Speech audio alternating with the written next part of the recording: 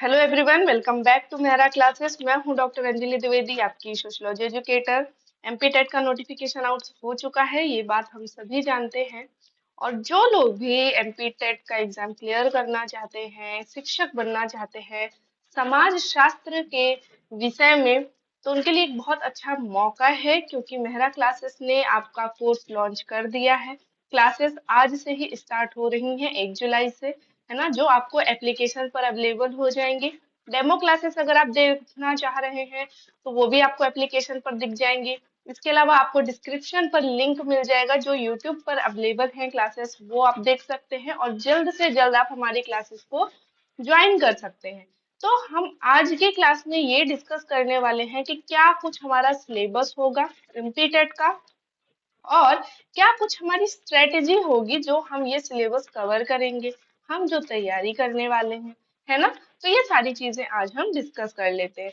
तो जो हमारा, अगर हम देखें ना, तो हमारे एमपी टेट में हालांकि यूनिट वाइज बटा नहीं है सिलेबस, की किसी इंडिविजुअल टॉपिक को यूनिट वाइज उन्होंने डिवाइड किया हो, ऐसा नहीं है। ठीक है। लेकिन अगर हम फिर भी टॉपिक वाइज देखें, है ना, और हम उसे अगर यूनिट में कंसिडर करें, तो हमारे पास कितनी यूनिट है? 6 यूनिट है। किसके लिए? समाजशास्त्र विषय में। ठीक है। जो कि अगर हम देखें तो इतना वास्ट सिलेबस नहीं है कि आपको बहुत टाइम जाएगा, है ना। ऐसा नहीं है, सिलेबस बहुत इजी है। अगर आप एक अच्छी तैयारी करते हैं और चीजों को समझ के चलते हैं, है ना, क्वेश्चन समझते हैं, कॉन्सेप्ट अंडरस्टैंड करते हैं, तो इतना हार्ड एंड फास्ट नहीं है कि आपका ये एग्जाम क्लियर नहीं हो सकता। बहुत इजी वे में, बहुत आराम से, एक अच्छी स्मूथ तैयारी के साथ आप ये एग्जाम क्लियर कर सकते हैं। ठीक है। तो आज हम समझ लेते हैं कि क्या कुछ हमारा सिलेबस होगा एमपी टेट का, है ना, जिसका एग्जाम दिसंबर में होना निश्चित है ना। तो पहला जो हमारा टॉपिक है, या अगर हम इसको यूनिट में कंसीडर करें, तो जो हमारी फर्स्ट यूनिट होगी वो होगी इंट्रोडक्शन ऑफ सोशियोलॉजी, जिसमें हम बेसिक बेसिक कॉन्सेप्ट देखते हैं, समाज शास्त्र को हम समझते हैं, समाज शास्त्र क्या है, क्या कुछ चीजें हैं जिससे मिल करके समाज शास्त्र बना है, समाज शास्त्र का क्या इतिहास रहा है ना, कैसे समाज शास्त्र अस्तित्व में आया। हम सब जानते हैं कि समाज शास्त्र एक ऐसा सब्जेक्ट है जो पहले नहीं था, है ना। जैसे बाकी के साइंस हैं या बाकी के जो सब्जेक्ट्स हैं, जैसे वो एग्जिस्ट करते थे, ऐसे सोशियोलॉजी शुरू से नहीं रहा है। सोशियोलॉजी के आने के पीछे एक अच्छी खासी कहानी है। ठीक है।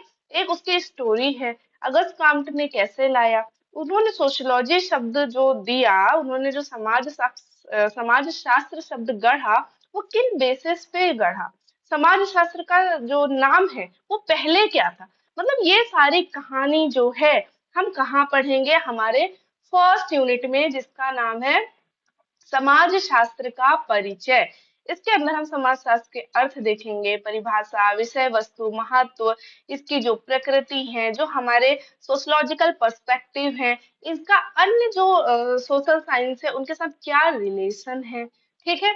इसका हम मानवीय उन्मुखीकरण देख लेंगे। अब समाज शास्त्र क्या है? समाज शास्त्र में हम क्या पढ़ते हैं? समाज हम पढ़ते हैं, रिलेशंस हम पढ़ते हैं, community, association, committee, groups, status and role, है ना, सोशल स्ट्रक्चर, कल्चर, सामाजिक संरचना, इन सारी चीजों को हम कहाँ पढ़ते हैं? समाज शास्त्र के अंदर। ठीक है। अब इसके अलावा हम इसमें व्यक्ति का संबंध देखेंगे, व्यक्ति का समाज से क्या संबंध है, समाजीकरण कैसे होता है, सामाजिक नियंत्रण कैसे होता है ना, मूल्य क्या है, नियम क्या है, स्त्रीकरण क्या कुछ होता है, विभेदीकरण, गतिशीलता, ये सब क्या कुछ कहानी है इनके पीछे, वो सब हम इस यूनिट में समझने वाले हैं। इसके अलावा अगर हम बात करें सोशल चेंज, सामाजिक परिवर्तन की, इसके प्रोसेस की, इसकी प्रक्रियाएं देखेंगे, कारक देखेंगे। ये उद्विकास है। ठीक है। यहाँ पे मिसटाइप हो गया है, ये है उद्विकास क्या होता है, प्रगति क्या होती है, क्रांति क्या होती है, विकास क्या होंगे, सामाजिक आंदोलन, बहुत इंपॉर्टेंट पॉइंट है ये, जो कि एग्जाम में यहाँ से बहुत सारे क्वेश्चन आते हैं। संघर्ष क्या होता है, प्रतिस्पर्धा क्या होती है, विचलन क्या होता है ना। इसके अलावा व्यवहारिक समाजशास्त्र के बारे में हम डिटेल्ड स्टडी करेंगे इस वाले यूनिट के अंदर। यानी ये यूनिट से आपको ये तो समझ आ जाएगा कि सोशियोलॉजी आया कैसे, सोशियोलॉजी में क्या कुछ चीजें हम स्टडी करते हैं, है ना। अब इसके अलावा सोशियोलॉजी की ब्रांचेस भी हैं, है ना। अब सोशियोलॉजी भी दो पार्ट में होता है, एक इंडियन सोशियोलॉजी, या अगर हम सोसाइटी की बात करें तो एक इंडियन सोसाइटी और एक वेस्टर्न सोसाइटी। तो हमको क्या पढ़ना है, हमको पढ़ना है हमारी इंडियन सोसाइटी, जो है भारतीय समाज।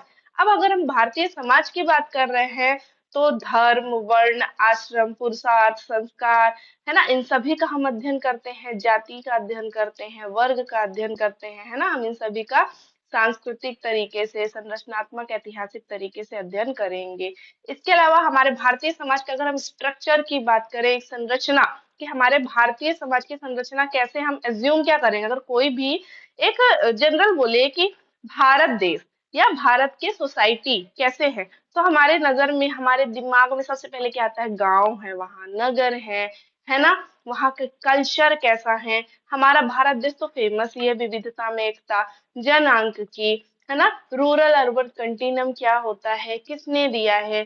फिर कास्ट, जैसा कि मैंने कहा, कास्ट देखेंगे, ट्राइब देखेंगे, है ना। ओबीसी को हम देखेंगे, इनकी क्या समस्याएं हैं, क्या उन समस्याओं के समाधान हो सकते हैं। महिलाओं की क्या कुछ समस्याएं हैं, महिला सशक्तिकरण पर हम बात करेंगे। अल्पसंख्यक समूह जो होते हैं, जो अधिनियम आए, संवैधानिक प्रावधान आए, वो हम पढ़ेंगे भारतीय समाज नामक यूनिट में। इसके अलावा हम इसमें क्या पढ़ेंगे कि इसकी जो बेसिक संस्थाएं हैं, है ना, इनकी परिवर्तनशील स्थिति, जाति, नातेदारी, परिवार, विवाह, इन सबको देखेंगे। औद्योगिकरण, नगरीकरण, पश्चिमीकरण, आधुनिक, ये सारी चीजें हम इसके अंदर पढ़ेंगे, है ना। आधुनिकता बनाम परंपरा, भूमंडलीकरण क्या होता है, उदारीकरण क्या होता है, नए नए जो वर्ग बन रहे हैं, समूह बन रहे हैं, ये सारी चीजें क्या हैं, ये हम सब कहाँ पढ़ेंगे, भारतीय समाज में। अब नेक्स्ट आता है हमारा ग्रामीण एवं नगरीय समाज। ठीक है, इसमें हम ग्रामीण समाज भी देखेंगे और नगरीय समाज भी देखेंगे। इनकी क्या कुछ परिभाषा क्या है, विषय वस्तु क्या है, क्या महत्व है। ग्रामीण समाज का अपना एक इंडिविजुअल महत्व होता है, अर्बन सोशियोलॉजी का अपना महत्व होता है, तो हम वो महत्व देखेंगे। अब माइग्रेशन भी होता है, गांव से शहर, शहर से गांव, शहर से शहर में, गांव से गांव में, है ना, एक देश से दूसरे देश में। तो इसी को हम प्रव्रजन नाम से के नाम से भी जानते हैं। तो ये प्रव्रजन क्या होता है, ये जजमानी सिस्टम क्या होता है, कहाँ चला ये, कैसे हुआ ये, है ना। भारत की कृषि व्यवस्था कैसी है, हरित क्रांति क्या है, ग्रामीण नेतृत्व क्या होता है ना, जाति क्या है, गुटवाद क्या होता है, पंचायती राज व्यवस्था बहुत इंपॉर्टेंट टॉपिक है।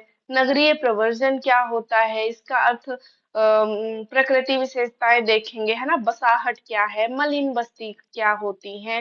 ठीक है, इसके अलावा हम नगरीय विकास देखेंगे, बाजार देखेंगे, प्रौद्योगिकी देखेंगे, परिवर्तन क्या होता है, जातियों में कैसे नगरीय जीवन में जब हम आते हैं, प्रवेश करते हैं, तो हमारे परिवार में चेंजेस आते हैं, हमारे जातियों में चेंजेस आते हैं, है ना। वर्ग में कुछ ना कुछ चेंजेस आते हैं, तो हम इन सभी का भी अध्ययन करेंगे हमारी इस थर्ड यूनिट में। नेक्स्ट है पूरा जनजाति का समाज शास्त्र, जिसमें अनुसूचित जनजाति देखेंगे।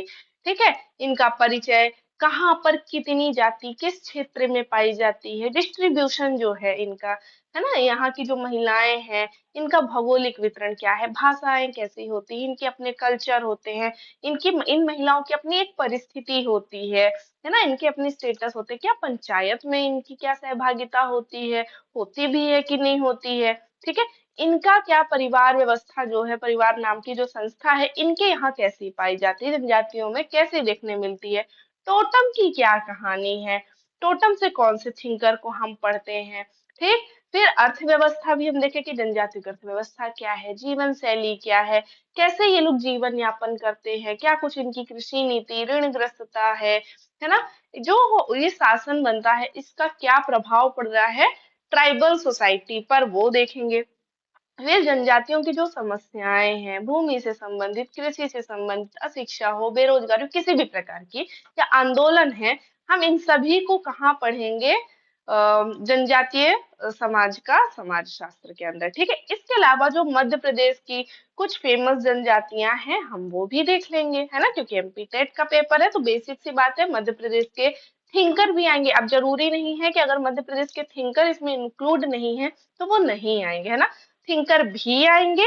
इसके अलावा जो एमपी की ट्राइब्स हैं, हमको वो भी पढ़ना पड़ेगा। ठीक है, अब ये पूरा जो यूनिट है, ये पूरा किस पर बेस्ड है, विचारकों पर, समाजशास्त्रियों पर, थिंकर्स पर, जिसमें हमको अगस्त काम्ट पढ़ना है, दुर्खिम पढ़ना है, मैक्स वेबर पढ़ना है, टलकॉट पार्सन, ये गलत लिख गया है, ये टलकॉट पार्सन है, मार्क्स है, मर्टन, पेरेटो, गांधी, मुखर्जी, श्रीनिवास, ठीक है, A R Desai, Ghurye, DP Mukherjee, Vinay Kumar, हम इन सभी को पढ़ेंगे इस यूनिट के अंतर्गत कि इन्होंने क्या कॉन्सेप्ट दिए हैं, इन्होंने इनका क्या कुछ कहानी है इन थिंकर्स की, कैसे ये समाज शास्त्र में इन्होंने क्या अपना योगदान दिया, ये सब हम देखेंगे। और हमारी आई थिंक ये फाइनल यूनिट होगी जिसमें हम पूरा रिसर्च देखेंगे कि देखो अगर हम सोशल स्टडी कर रहे हैं, हम सोसाइटी की प्रॉब्लम्स को फाइंड कर रहे हैं, तो बेसिक सी बात है हमको उस समस्या को ढूंढने में, उस समस्या को समाधान करने में एक प्रोसेस फॉलो करना पड़ेगा, कुछ मेथड्स अपनाने पड़ेंगे, कुछ टूल्स अपनाने पड़ेंगे, तो वो सब कुछ हम इसके अंदर पढ़ेंगे, है ना। ठीक है, तो सामाजिक अनुसंधान क्या होता है, इसका अर्थ, विशेषता, जो इसके स्टेप्स होते हैं, चरण होते हैं, है ना। इसके अलावा रिसर्च डिजाइन क्या होती है, सर्वेक्षण क्या होते हैं, इसके क्या कुछ कहानी है, फिर जो पद्धति है, फिर वो ऐतिहासिक हो, तुलनात्मक हो, प्रकार्यात्मक, किसी भी प्रकार की, है ना, निदर्शन, अनुसूची, प्रश्नावली, अवलोकन, इन सभी को हम देखेंगे, ये ठीक है। इसके अलावा हम अनुमापन की जो प्रविधियां होती हैं, अभिवृत्ति होती है, अनुमापन के जो प्रकार होंगे, प्रक्षेपीय प्रविधि, अंतर्वस्तु विश्लेषण क्या होता है, तथ्यों का वर्गीकरण क्या होता है, सारणीयन किसे कहते हैं, क्या होता है, ये प्रतिवेदन की क्या कुछ कहानी है, ये देखेंगे। फिर मिड मोड मीडियन क्या होगा, विचलन क्या होगा, कोरिलेशन क्या है, ये काई स्क्वायर टेस्ट क्या होता है, इसके काई स्क्वायर के अलावा मैं आपको और भी टेस्ट बताऊंगी जो आपको हेल्प करेंगे एग्जाम के टाइम पे, तो वो भी मैं आपको बताऊंगी कि कौन सा जो टेस्ट है वो कब लगता है ना। इसके अलावा जो हमारे पास तथ्य है उसका हम प्रस्तुतिकरण कैसे करते हैं, ठीक है, ये पैमाना क्या है, समाज नीति क्या है, कंप्यूटर का हम क्या उपयोग करते हैं स्टडी में, ठीक है, जनसंचार जो हो गया, इसकी विशेषताएं, अर्थ, है ना, सांस्कृतिक परिवर्तन जो हो रहे हैं उसमें ये जो जनसंचार इनकी क्या भूमिका है, ये सारा स्टडी यानी ये पूरा रिसर्च हम पढ़ेंगे इस यूनिट के अंतर्गत, ठीक है। ये है आपका इंग्लिश में सिलेबस, है ना, ठीक है। अब देखिए ये हमारा कुछ सिलेबस है, अगर मैं देखूं तो इतना डरने जैसा नहीं है, ठीक है, इतना सफिशिएंट टाइम है आप सबके पास कि आप एक बहुत अच्छी तैयारी के साथ इस एग्जाम को क्रैक कर सकते हैं और अच्छे प्रोफेसर, सॉरी, अच्छे शिक्षक बन सकते हैं, ठीक है। तो आपको अगर डेमो देखना है तो फर्स्ट ऑफ ऑल आप हमारा ये एप्लीकेशन है मेहरा क्लासेस, जो आपको सॉरी, हाँ, गूगल के प्ले स्टोर पर आपको मिल जाएगा, ठीक है। और इसके अलावा यूट्यूब चैनल्स पर भी हमारे कई सारी वीडियोस अपलोडेड हैं, बूस्टर डोज है, फुल लेंथ वीडियोस हैं, आप वो देख सकते हैं और अपकमिंग वीडियोस भी आपको वहाँ पे देखने मिलेंगी। और इनकेस आप ज्वाइन कर रहे हैं बैच को, तो कुछ फ्री क्लासेस आपको एप्लीकेशन पर भी देखने मिलेंगी। ये कुछ चैनल है हमारे जहाँ पर अपडेट आपको मिलती रहती है टाइम टू टाइम क्लासेस से रिगार्डिंग, या कुछ भी नई इंफॉर्मेशन अगर आपके काम की आती है तो वो सब आपको यहाँ पर मिल सकती है, तो आप इन सभी जगहों पर हमें फॉलो कर सकते हैं। इसके बावजूद कहीं पर भी कोई भी कंफ्यूजन है अगर आपको बैच से रिलेटेड, कोर्स से रिलेटेड, स्ट्रेटेजी से रिलेटेड, तो आप हमको एनी टाइम इस नंबर पर कांटेक्ट कर सकते हैं, जो भी आपकी प्रॉब्लम है उसका सोल्यूशन पा सकते हैं, और जितना जल्दी हो सके आप हमारे इस एमपी टेट के वर्ग 1 को आप ज्वाइन कीजिए, ठीक है, क्योंकि आपके लिए बहुत फायदेमंद है। हम सभी जानते हैं कि आज के टाइम पे कितना कंपटीशन है, और उस टाइम पर अगर वैकेंसी आ रही है तो हमें इतना अच्छा तैयारी करना पड़ेगा, क्योंकि लाखों लोग उस वैकेंसी, एक सीट पर हजारों लोग होते हैं, है ना, हमको उन सभी को पीछे करते हुए अपनी उस सीट को रिजर्व करना है, हमको अपनी जगह बनानी है, उसके लिए क्या करना होगा, हमको दूसरों से थोड़ा हटके सोचना होगा, है ना, हमको दूसरों से ज्यादा तैयारी करनी पड़ेगी, ठीक है। तो बेहतर यही होगा कि आप फालतू अब वेट ना करते हुए जितना जल्दी हो सके बैच ज्वाइन कीजिए, अपनी तैयारी स्टार्ट करिए, ठीक है। आपके पास एंड में क्या होगा, मे बी 1 मंथ, ऑलमोस्ट हम 1 महीना पहले कोशिश करेंगे कि ये सिलेबस खत्म हो, ताकि पूरा 1 महीना आपके पास होगा कि आप पूरा रिवाइज कम से कम 2 से 3 बार रिवीजन कर सके, और लगातार हम पीवाईक्यूज एमसीक्यूज करते रहेंगे, है ना, हम लगातार पीवाईक्यूज एमसीक्यूज करते रहेंगे, ताकि आपकी एक हैबिट बनी रहे, एक प्रैक्टिस होती रहे, आपको टाइम मैनेजमेंट समझ में आ जाए, है ना। तो ये बहुत इंपॉर्टेंट है और बहुत अच्छी बात ये है कि अभी जो हमारा ये क्लास है ये आपको मिल रहा है ऑलमोस्ट 50% ऑफ पर, यानी आपको ये क्लास मिल रही है 1999 में। तो देखिए आप एक अच्छे टीचर बनने वाले हैं, आपको एक अच्छी सैलरी मिलने वाली है ना। आप दूसरे बच्चों का एक भविष्य बनाने की तैयारी पर हैं।